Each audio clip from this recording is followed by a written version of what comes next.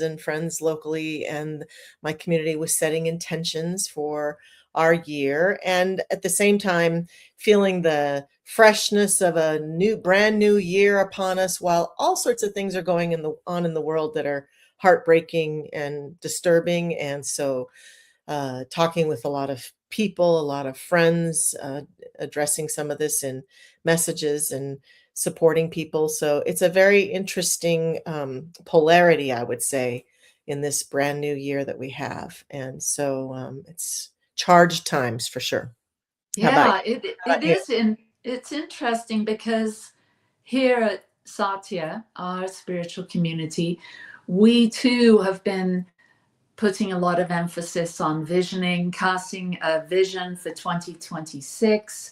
And as I've been preparing for that, and we do this every year, there's a lot of excitement for the new year and to get clear on who we're becoming, how we want to show up in the world.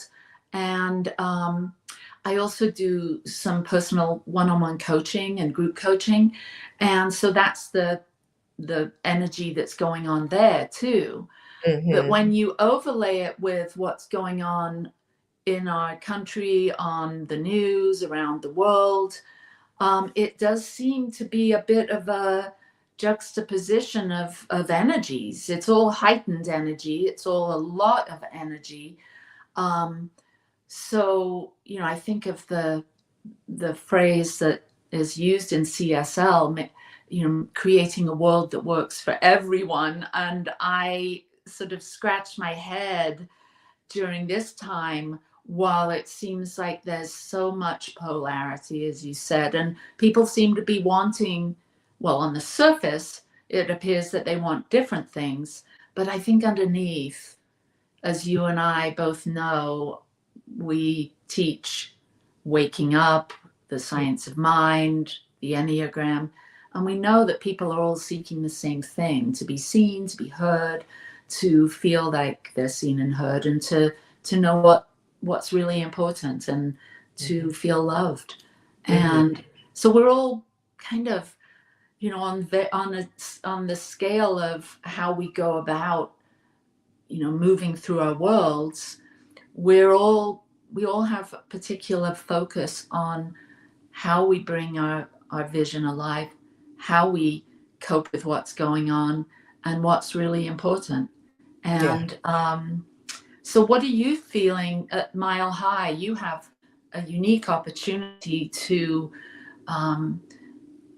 meet or to engage with hundreds of people every week that have a particular interest in being spiritually fed and growing spiritually. So what are you getting a sense of out there in the world? Well, there's two things for me that I think are important with what we're talking about in this part of our discussion. The first one is that that concept that you brought up from CSL about the Centers for Spiritual Living, about how a world that works for everyone. It's a journey, and I think it's an evolutionary journey. And I think that where these conversations intersect, where we're talking about setting intentions for our future and the freshness of a new year, I think many of us have discovered that when we start to pursue a journey of something we've never attained before using these principles, there will be moments of obstacles, moments of failure, moments of learning, moments of it just going the absolute opposite direction. And I often joke with people in classes that I look forward to the day when people who in this teaching are moving forward and can see that they're moving in a certain direction and it falls apart, and that they could celebrate and go, "Ooh, I must be on the right track." Because that's part of the journey. I think we persist in having this illusion that on the journey to what I ultimately want, it's just going to be flowers and everything's just going to work out. And I'm not going to have to encounter any of my own resistance or my own unhealed past or my own unconscious hidden beliefs. So I'm just going to say, that's what I want. And I'm going to claim it and own it and pray about it. And boom, there it is. Bob's your uncle, right? And it doesn't work like that. It doesn't work like that individually or collectively. So in the evolutionary journey, what I'm talking about is, and what I think even yesterday in our service, Reverend Josh said in his talk, and I totally agree with, is that sometimes things get worse before they get better. Now, Mm. in the world front, I think it's a similar story. I think, like you, that most people not only want all that you articulated about being seen and heard and feeling love, they want a deep connection and they do want a world that works. But we have all sorts of diverse beliefs about what that world would look like and how we would deal with the challenges we face around our economy and our disagreements with each other and social justice issues and cultural issues and religious issues. And so we're not looking to create a whole planet of AI who all believe the same thing. How do we live as diverse beings and still have peace and have everyone have food and have everyone have shelter and have everyone have safety? And that's a big goal. And on our way there, for hundreds of years now, we have faced the resistance of that. And one could say, well, that's a problem of the leaders. It's a problem of government. It's a problem, wherever you want to label it. The way creation works is that each one of us is a cell in the body of God, and each one of us, through our own healing journey, is contributing to what's happening out there. And so it's hard to imagine that it could get any worse. Just when I think it's gotten the worst it could get, something happens and it's just like, oh, and none of this is to say that we go, oh, well, that's just evolution. It's not. No, our hearts get broken open, and what lives in the news cycle that disturbs us then becomes our work. And so what we talked about also yesterday is the propensity when something bad happens to jump to the fringes, even politically or culturally, rather than jumping to center. For when we jump to center, the place that's available to us in center is that we can see ourselves more clearly, see our own beliefs and wounds that are getting in the way. We can see the system more clearly, and I think we can see what's ours to do and what's not ours to do. What is mine to do on my own path as I see what's happening in the world, and following my soul's invitation versus following what upsets me, or following what uh, you know uh, activates stuff inside of me that is demanding healing of me. And so it's like, how can I not only have my heart broken open that a shooting occurred and a young woman was shot to death, and I can feel horrified by that, and can I feel horrified at the man who did it? Not that he's a jerk or an idiot, but like, what's in him that would cause him to do that? Can I have compassion for that choice that he made, that horrific choice that he made? And so when we jump to the fringes, we want to defend or support either viewpoint. When we jump to center, we see the whole thing through the eyes of divine love, and we get to say, not okay, absolutely not okay that it occurred. And to stop it doesn't just mean, you know, being angry at the shooter or being angry at the woman in the car. It requires us to love and have compassion for both of them at the same time. Yeah. Mhm. Yeah. Holding both, holding Yeah. it all, and occupying that essential self, Mhm. is, I think I just led a women's group this weekend, and we discussed a lot about what we can do for ourselves, as we jump to the fringe and then come back to center, and kind of go wander in between those 2 points. And we all talked about our spiritual practice, Yes. that's the thing that truly keeps us centered, grounded, holding the high watch, however you want to term it. And for me, every year I create a new, what I call a soul purpose mantra. Mhm. And that has been key to my practice each morning. as I, stay in that space of feeling that I can make a difference, in the world by maintaining and occupying that essential self.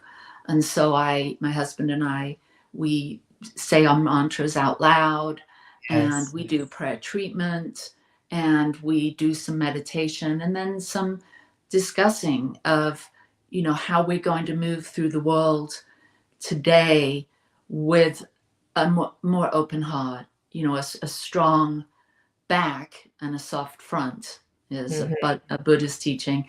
And I like that. Well, my mantra for this year is, see if I can remember it. It's only been 12 It's days only been since a few I. days, yeah. um, so it's, I am centered in my essential self, Ah, love it. filled with awe and appreciation for all of life's beauty and blessings. I move through the world responding with and gentle energy and something strength. No, Mm, peaceful energy and gentle strength. mm. And the last phrase is, I have faith that the power of love transforms everything, everywhere, all the time. That's beautiful, Allie. That's just beautiful. And as Michael and I are learning this mantra together, it's it's it overwhelmingly stirs up emotions Mhm. of love, of connection with my husband and I being on the same wavelength, and knowing that we can only do what we can do in the quiet of our own home or our own mind or our own heart or our own body. And so I feel after we have these morning sessions, very deliberate, Mhm. very centered in my, not only my own presence, but centered in what's really valuable and meaningful to me this year. Because every year it changes slightly depending on what's going on. Um, what's going on in the world, what's going on in my family, what's Mhm. going on in me as I age and things change. There's always an opportunity to, occupy ourselves in a way that we can feel useful, feel connected. And, I think that's what's helping me these days. And the other women in my group shared their spiritual practices, and it seems really that us as ministers, as teachers of new thought, of science of mind, metaphysics, the laws and principles, that this time, I'm sure we say this every decade, but this time is sort of our time.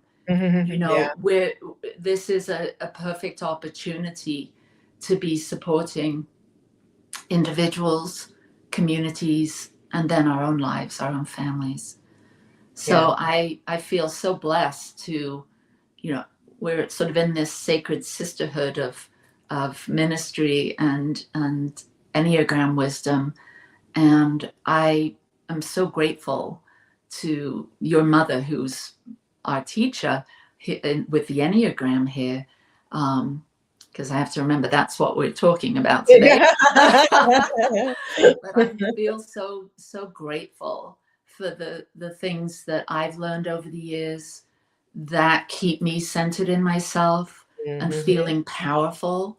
Mhm. That like I do make a difference, even if I don't see anyone today. I know that I'm doing something Mhm. to affect the energy to evolve my own consciousness and hopefully be a beneficial presence to others when I do go out into the world.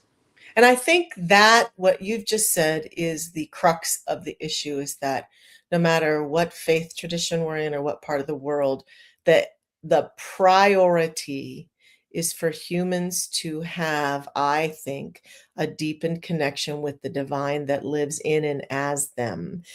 Upon having that and experiencing that connection, we are changed and transformed forever. I don't think it lives in one faith tradition either. I'm certainly not saying it's just our faith tradition offers it, because if we study the mystics that have existed throughout the ages, they have arisen out of every and all faith traditions. Yet, they have all shouted the same message of oneness and love, and in my mind, that should be our priority. If every human were suddenly experiencing that oneness, I think we would solve all of the problems on this planet a lot faster, because that feeling immediately causes me to do what we were talking about in the beginning, to have compassion, even for the people that I disdain or I don't approve of, to be willing to see through different eyes. And therefore, how I go out in the world is from a place that's truly being what I'm saying is part of my goal this year, being a peacemaker from that standpoint. And I think the biggest mistake that we make as humans is that we think life occurs from the outside in versus from the inside out. And so we're desperately attempting to try to change things out there. And not that that's a wrong thing, but if it's done with poor motivation or a lack of centeredness or a lack of love and true justice, which is all about restoration of connection. The truest form of justice is that, restoring even a criminal's connection to themselves, even a perpetrator's connection to themselves, so that they can experience that kind of love and connection and make different choices instead. There's all sorts of things about that that are important. But I think that that spiritual practice, as prosaic as it might seem to some, is the primary thing that if I could shout out to the rooftops, would invite humans to do, however they come across it, whether it's a walking meditation, their yoga practice, their spiritual practice, their quiet meditation, their mindfulness practice. And you notice that these things are becoming more and more marketable in the world, because I think humans are sensing that that path is the path that leads to peace, and just having a hard time sometimes enacting it in their busy, hectic, scary, heartbreaking lives, because that's where it falls apart. When I've noticed over the years, I'm curious if you've noticed this, that I will have people who are dedicated to this teaching, often to a spiritual community, and something really painful happens to them. They lose a loved one unexpectedly, or a dream falls apart. And because they experience pain, they abandon the path. Mm. And when they and there's a lack of understanding on this path and many other paths, that there's no God out there to fix it and make it better. We are the living embodiment of God. So our pain is showing us where there's a disconnect, where there's distortion, where there's work to be done. And we have to walk through it. We can't just bury it. We can't just put it aside. We can't just pretend it's not there. We can't just affirm it away. We've got to walk through those paths to get back to center. But I find it really fascinating that when there's pain, we abandon what we know to be true. And collectively right now, that's the temptation that's afoot here. Yeah. Mhm. Well, it's so, yeah, I have seen that, where people go through something and step away. And I'm always not looking, but when people come to me, I'm always wanting to help them see the motivation, Mhm. but behind stepping away or self-sabotaging or falling into that victim space. And I think that our teaching, or spiritual development or personal growth, is so dependent on self-awareness It and is. understanding that, like you said, people are trying to fix things from the outside in, and it really does always start from the inside out. And I think that personal responsibility is it can be a tricky thing to teach or to learn, because we've been so conditioned Oh, since yes. childhood to be looking to the outside. And so Right. many people that are not on their spiritual path per se, or that maybe they are, but they're just not fully taking responsibility for it. They don't have the bandwidth to take that inner journey and take full responsibility, because it's so conditioned to be, outwardly focused, um, identified with the world outside, Mhm. and therefore, they've stepped away from where the answers are, and they're always within.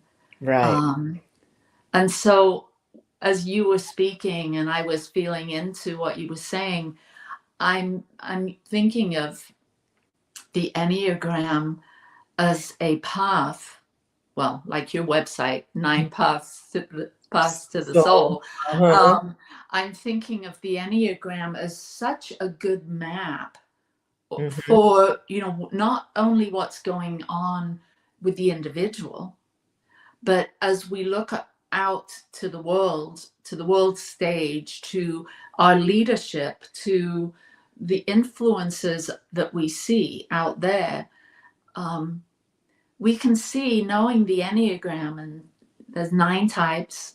There's the Enneagram sort of maps out 9 types of personalities, and what each of those 9 types seem to struggle with in relation to their shadow and Mhm. their gifts. And as we look to those outside of ourselves, we can, once we've understood this, that everyone's dealing with a personality structure that they've created over time. And when you're not awake to that, you can see that people, myself included, can fall into negative patterns of trying to control things, or feeling victimized by things, or trying to keep the peace, Mhm. or people please, or overgive, or overdo, or avoid, or have anxiety, or always be on the search for something better. Like, Mhm.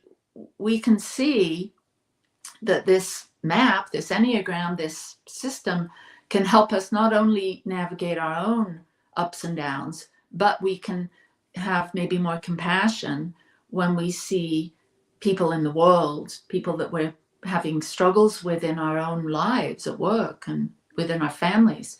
We can see these power plays, or these strategies that people default to when they get hurt or sad or frightened. And so I think the Enneagram for me has really helped me gain perspective, Mhm. Mm. and to sort of come at things a little differently. Taking my own advice, starting on the inside, Right. coming from a place of equanimity, of Mhm. more balanced thinking, Mhm. knowing there are extremes. We can move from, connection with people, to shame about who we are, or fear about, something, or more trust in something. We can navigate these pendulum swings within our relationships and within the outer world, but it always starts within ourselves. Yes, and I think it's a great starting point, because I think when people start to understand what we're saying, that hey, there are things going on in the world that I don't like, and what if I am part of that problem? Like I was saying earlier, Deepak Chopra saying we're all a cell in the body of God. So he would say, are you being a cell of love and light, or are you a toxic cancerous cell? And the cancer cells seem there's big tumors happening in the world right now with all the violence and all the disparity that's going on. And so when you say to somebody, uh, heal your own stuff is part of the plan, most people say, I don't even know where to start, or they go into denial. I don't have anything to heal. Nothing's traumatic happened to me. There's nothing wrong with my childhood. And so it can be hard to grasp. It can be hard to figure out where to start. the Enneagram and other systems that are out there, but the Enneagram is what we're focused on, and the system that we have learned and that we have had great personal self-discovery gives people a starting place to do exactly what you're saying, looking at their blind spots, looking at when there's an understanding of that typology, I can at the very least start to awaken to, oh, maybe I need to work on the part of me that thinks I'm only as valuable as what I do versus who I am. Wow, I need to look, and it becomes a lens through which I can witness myself being in my world. I can witness myself being in my relationships. I can witness myself taking action in the world to make a difference and discover what's working and what's not working. And that can be very empowering for our journey to have that lens and be able to see ourselves more clearly. That's a great gift. And so I think that's one of the things that the Enneagram definitely gives us: deepened self-knowledge, a great pathway.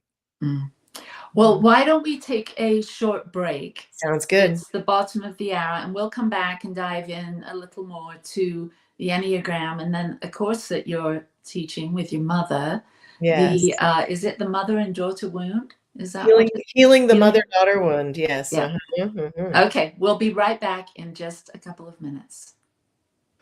Please help us say thank you to all of our organizational sponsors, including the Hefferland Foundation, Affiliated New Thought Network, International New Thought Alliance, Science of Mind Archives and Library Foundation, Center for Spiritual Living Denver, Center for Spiritual Living Midtown, New Thought Philadelphia, Center for Spiritual Living United Life, Sunshine Cathedral, Planned Happiness Institute, Summit Center for Spiritual Living, One Heart Retreats, Universal Joy Center, Unity Kitchener, Unity Spiritual Center Ottawa, Home Center for Spiritual Living, Satya Center, Begin Within Ministries, Center for Spiritual Living North Jersey,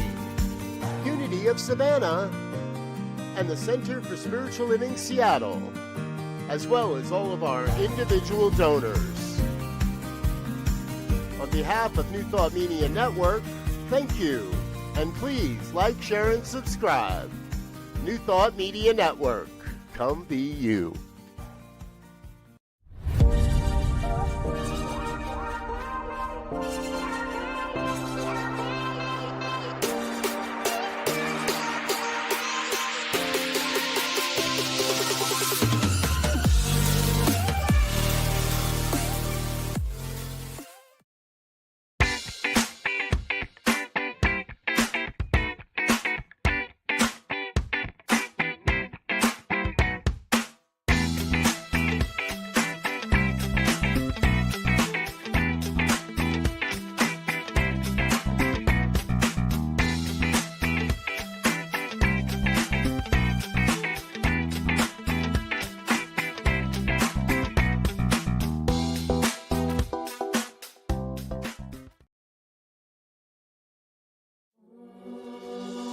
Free my mind, open my heart with the whispers of truth. To live a conscious life, to live a conscious life on the growing edge. On the growing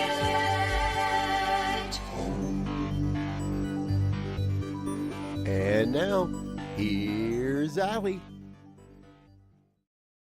And I'm back here with Michelle, my Enneagram partner here. And we're talking about what's going on in the world. We're talking about spiritual path, awakening. And you and I have both become ministers in the New Thought world space. And we've also have a great passion for the Enneagram. Your mother is our teacher, or one of our teachers. Mm-hmm. And so you've been around the Enneagram a lot longer than I have. And I'd like to maybe dive into what is it that causes us to be a particular Enneagram type? Because I I meet a little resistance sometimes out there in the world Mm. as I'm talking to people about the Enneagram. They'll say, "Oh, I don't want to be typed or put into a box," Box, yeah. and so there's that energy. And what I know is our Enneagram type isn't who we are. Mm. It's how we learn to survive and belong in our worlds. And that our Enneagram type is formed very early on, by our environment, the people in our lives, and the way we go about trying to fit in or get our needs met. And so, how do you speak to those that are a little leery of being typed, or understand that they have a type? Well, I was one of those people when I first heard about it. And I think there's also some indication that there might be a genetic component too, which is also a part of how we might get to our type. But I felt the same way. I think I literally said to my mother when she started talking to me about the Enneagram is that I don't want to be put into a box. I don't want to be, it felt limiting to me. And then I realized something she often says is true, is that until you have more self-awareness, you're in the box. You're really in the box. When you learn about who you are through a system like this, and what your blind spots are and what your challenges are, and it's such a rich system. It's not just like, it's not like reading your horoscope every day. Well, I'm a Sagittarius, my sun sign is Sagittarius. If you know anything about astrology, you know that's not even the end of the story with that. It's a deeper dive into astrology even than that. So I feel that as I learned more about myself and others, it helped me get out of the boxes that I had placed myself in, boxes of limitation, boxes of a lack of awareness, boxes of my unhealed past. So it's really been more freeing than boxing in, and allowed me to see myself and others with greater compassion because of what you said earlier. Even though I don't run around typing other people, I often say if I can look at a condition and recognize that I'm making meaning out of that condition, and if I can be creative, which is something that improv theater taught me years ago, and make up a whole other story about why that might be happening, there's a possibility that other story might be true.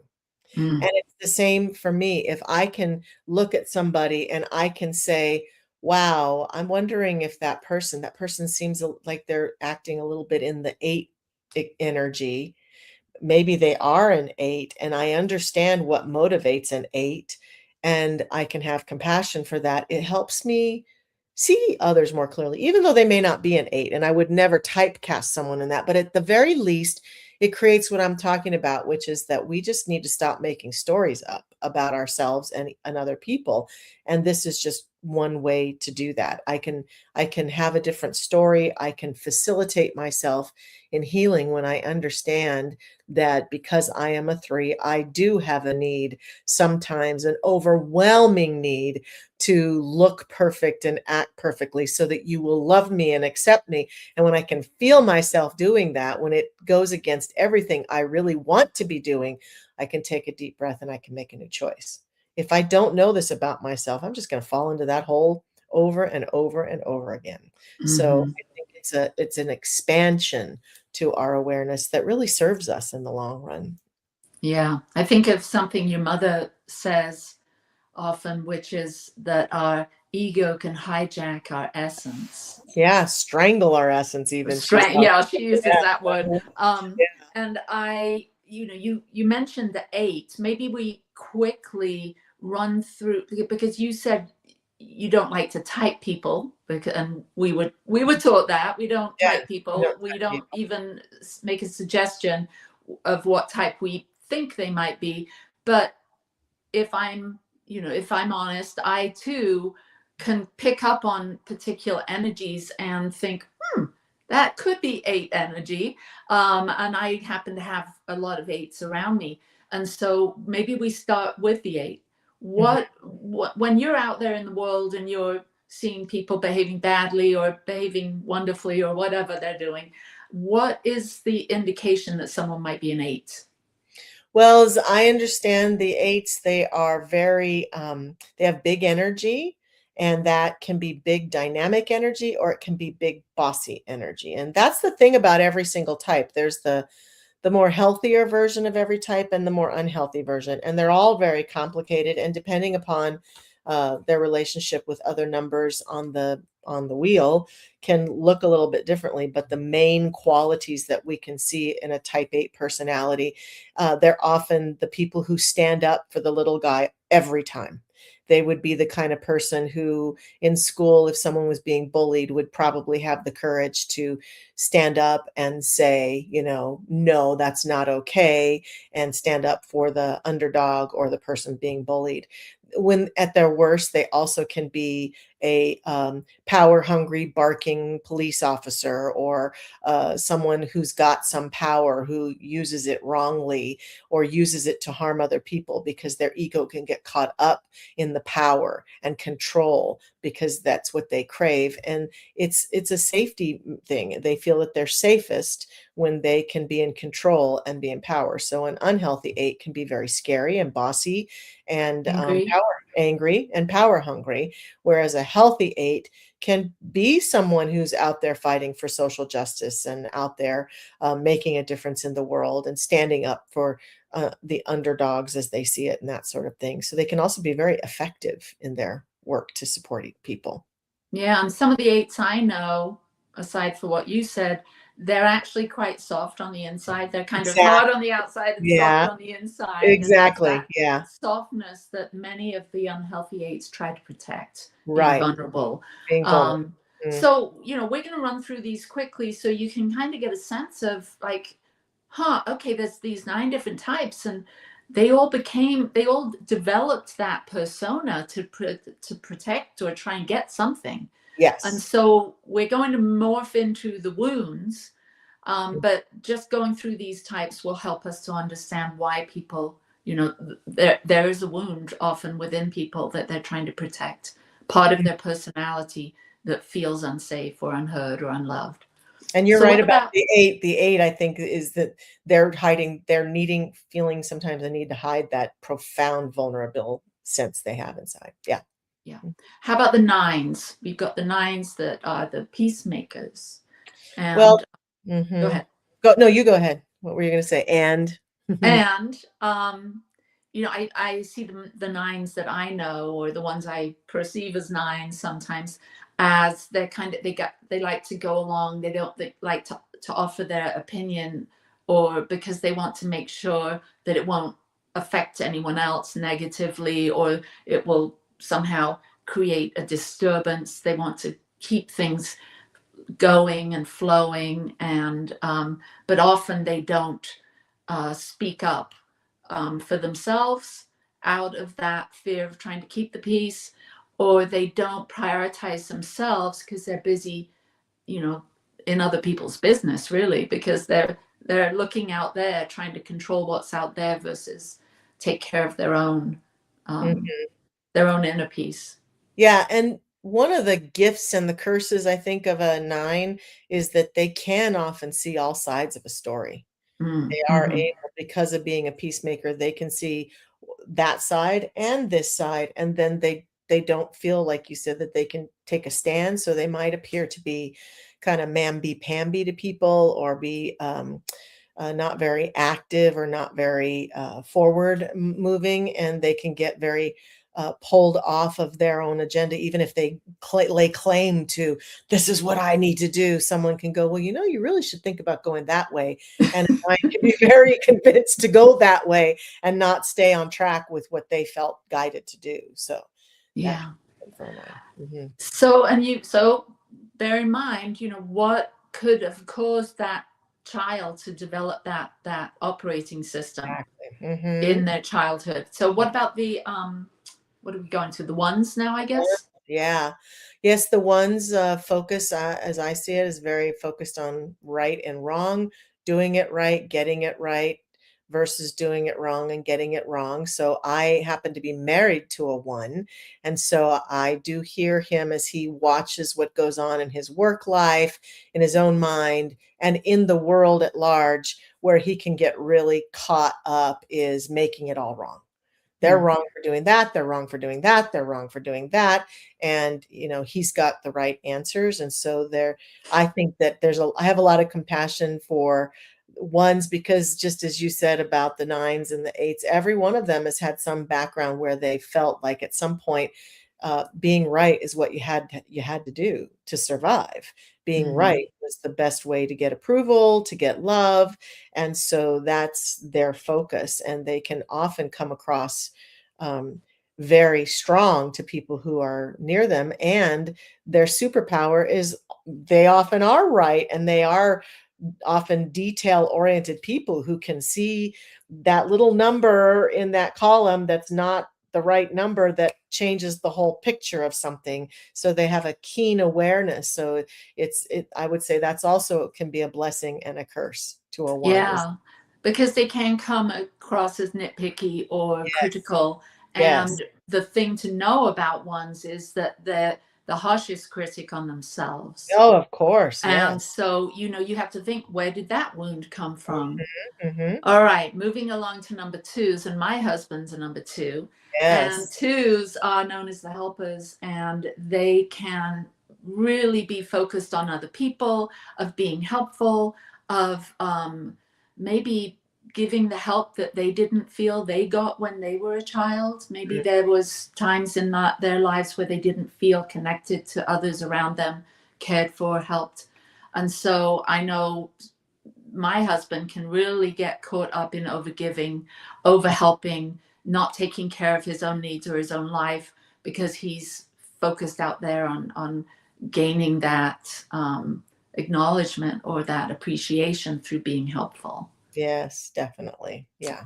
And so you have to, think about the wound for that one. How about the 3s? You're pretty good at sharing about the 3s. Yes, because I lead with the 3, and I've already mentioned some of the wounds of the 3, which is at some point getting the message that I was only valued for what I did and not who I am. And so I learned to do a lot and do it well and do it right and get it right. A similar stand as a 1, but the 1s have a motivation of I do it right because there's a wrong and a right way, versus us 3s who our motivation for doing it right is the more right I do it, the more you'll love me, the more you'll approve of me, the more you'll accept me. And so there's a lot of people we can see in the world who are making choices based on a need for approval. That's a wound that many humans have, and especially us 3s have that one.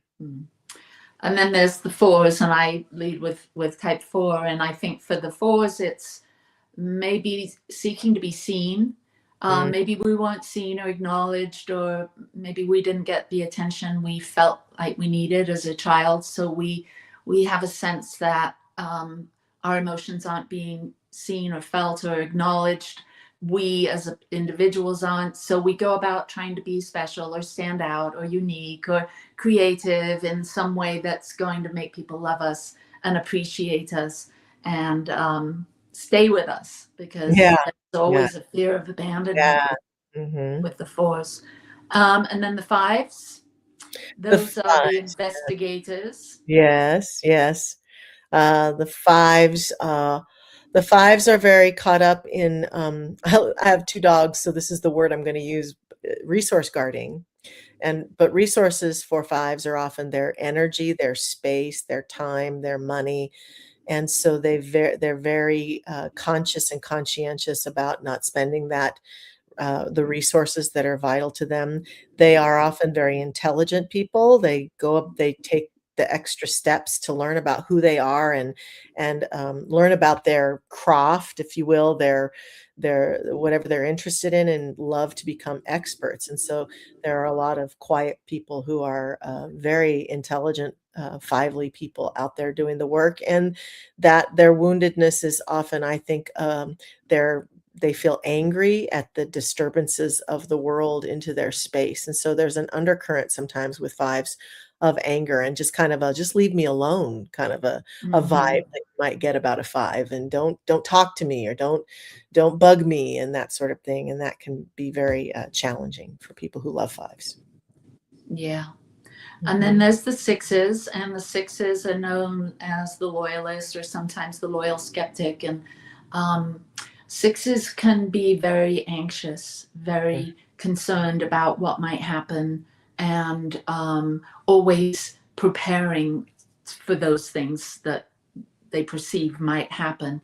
Um, and they so what's your experience with sixes? There's a couple types. There's ones that are really kind of timid and ask a lot of questions because there is a lot of uncertainty, and then there are those that are more aggressive and Yes. ask questions, but they've got the same motivation. They're trying to avoid danger and fear. And what's Yes. your experience with? Yes, yeah, and sixes can be, sometimes scapegoats to people because a six in a group might be the first one to say, "Well, what if it all Mm-hmm. goes wrong?" Or Mm-hmm. what if that happens?" Because they really wanna know, that's what, and other people who want them to be more positive will sometimes make them wrong for that, but sixes, Mm-hmm. that is their superpower, and they're also, their insecure point at the same time, is that their fear can often override that deeper wisdom that they have inside them about what's best for them or best in a situation. And instead, they'll just get caught up in either the phobic fear, which is afraid of everything, or the counterphobic fear, which is I don't care how afraid I am, I'm going to charge forward anyway. And so, but you're right. I think it is all about managing the fear that's inside of them. Yeah. And so Mhm. you can imagine where those wounds came from as a child, that living in an uncertainty situation could provoke that anxiety. And then Mhm. finishing off with the sevens, um, Yes. you want to talk about the sevens a little bit, the enthusiast? Yes, the sevens, and they are very enthusiastic. They tend to be the, like, I think mom calls them the otters of the universe. They're the ones who often are very positive, and, if you start to talk, "Let's talk about what's going on in the White House." "Oh, we don't need to talk about any of that. Let's not get into any of that negative stuff," kind of thing. They can often be in denial about things that are painful or dark or uncomfortable, and they thrive on options. They want as many options as possible in their space and in the world. And so, what makes them feel secure is if they know that they've got lots of possibilities to explore in their personal life, their career life, and their relationships, and their social life. And so, a lot of their resistance is about not going down into that deep space of pain or suffering or unpleasantness, and finding ways to avoid that space. Mm. And you can imagine why a child might develop that persona based Yes. on maybe there wasn't enough, or they Right. felt limited or trapped as a child. So Mhm. I'd like to move into talking about what you're doing currently with your mom with the healing the mother daughter wound, Mhm. because it does relate to what we're talking about. Because Right. if you think about it, your mother or your daughter or your father or your brother, whomever, could be a different type than you, that's coming from their own insecurities. And then as children, with our parents, we see these big ones that are, treating us certain ways, or not giving the attention that we need, or praising us for doing certain things and shaming us for others, and then we develop our own personality out of this. And I Mhm. know in the workshop or the course that you're teaching, because I just took it back in Mhm. November, that you talk about our parents are coming from different generations. Mhm. So do you want to talk a little bit about the wound, the mother-daughter wound, and healing, um, and what you have coming up with your mum, Linda?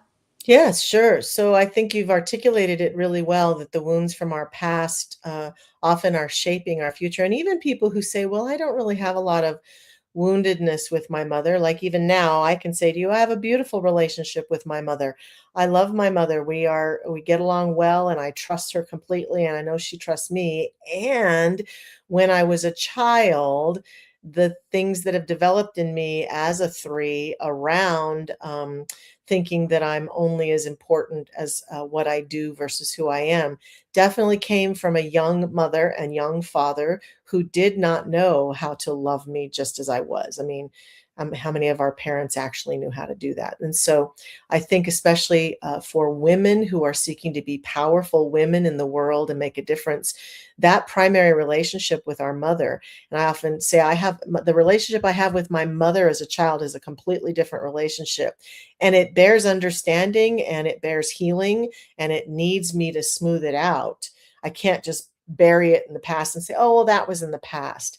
And so it really behooves me as a human being and as a woman on this planet to keep looking at and being willing to heal any woundedness I have about how I wasn't loved the way I wanted to be loved, or how I wasn't seen the way I wanted to be seen. So we've created a 4-week course that does deal with some of the topics that you've mentioned, looking at how to create a greater freedom and a smoothing out of our relationship with our mothers so that we can be more powerful in our choices in our world, powerful in our womanhood, powerful as mothers ourselves, often to our daughters, powerful as in our careers, powerful in our partnerships, our romantic partnerships, powerful in our bodies, so that any of that leftover stuff that we might still have that's contributing to our lack of joy, our lack of happiness, or our lack of ability to create the life we want to live can be let go. So we look at generational psychology. We look a lot at the boundaries. We look at Enneagram and how that might have impacted. And we look a lot at forgiveness and how to actually go about forgiving our mothers for these challenges. So we did a 4-week series. It's all online. And we're going to be teaching it beginning February 9th for 4 Monday evenings, 5:30 to 7 p.m. Mountain Time. If you can't attend a session, it's fine. We're going to record all the sessions as long as we have permission from the participants. And there's some vulnerable sharing that happens, so people can pause the recording if they don't want to have something on the recording. But if you can't make a session, you can get it via video the following week. So we had a number of women take it this last time, and it really seemed to strike a nerve for the women. And so we're ready to do another round of it. So we are starting registrations for it. Beautiful. And where can people find that registration? Well, right now, I know that the flyer exists on Facebook, on my Facebook page, my private Michelle Medrano Facebook page. I've put the flyer there, and people can email my mother, Linda Frazee. It's LindaFrazee 11 @gmail.com to get a copy of the flyer sent to them or to register for the class. So. Yeah, it was a great course. I attended a couple of the courses live, and then because I was traveling, I had to catch up watching the replay video, which was great because I, unfortunately couldn't be there for those Monday evenings. And I really was struck. The group of women that I was a part of, there was a great age range. So we had younger women and older women. And I would imagine that some of the women in the course were my mother's age. Mm-hmm. And so I found that to be really interesting to hear them share about some struggles that they had with their child, because some of the people were there talking about struggles they had with their own daughters or sons. Yes. Mm-hmm. And so it was interesting to hear from 80-year-olds or 70-year-olds talking about, their children that are my age. Mm-hmm. And so it was quite interesting to consider. I grew up in England. My mother grew up in England. My mother grew up in the Depression. My father grew up in the Depression. All of these things have impact, on our parents, and what was important during those years. There was food scarcity. There Mhm. was fear. In England, there was World War II going on. Yes, So there yes. was, whatever country you're in, whatever is going on in the government, in the environment, in the workplace, in the culture, affects us and how we parent. And Mhm. so it also gave me the insight into, how am I parenting my children? And can I do it differently? Should I Mhm. do it differently? Or Mhm. do I need to deepen into how I, bringing more of my values Mhm. in, speak up a bit more? I'm a very quiet mother, one Mm. that doesn't want to interfere, doesn't want to tell her children how to think or do. And as I sort of have looked at that, I realize maybe I do need to speak up a bit more Mhm. about what I'm feeling. I can be Mhm. very nine-ish, Mm. type nine, Very and kind of uh-huh. just let everyone else have an opinion and I just observe. And so listening to the other women, diving into, who my mother was as a young woman, a young English woman, um, and realizing that I am empowered to be the mother I want to be. It's not fixed, it can change. And Right. that's what you and your mom helped me to see. So thank you for that. That's wonderful. Thank you. I love Yeah. hearing that. Appreciate it so much. Yeah. Well, Mhm. thanks for being here, having another My Enneagram pleasure. chat. It's Mhm. been really fun. I love how it Yes. all weaves in together, and I look forward to doing it again with you.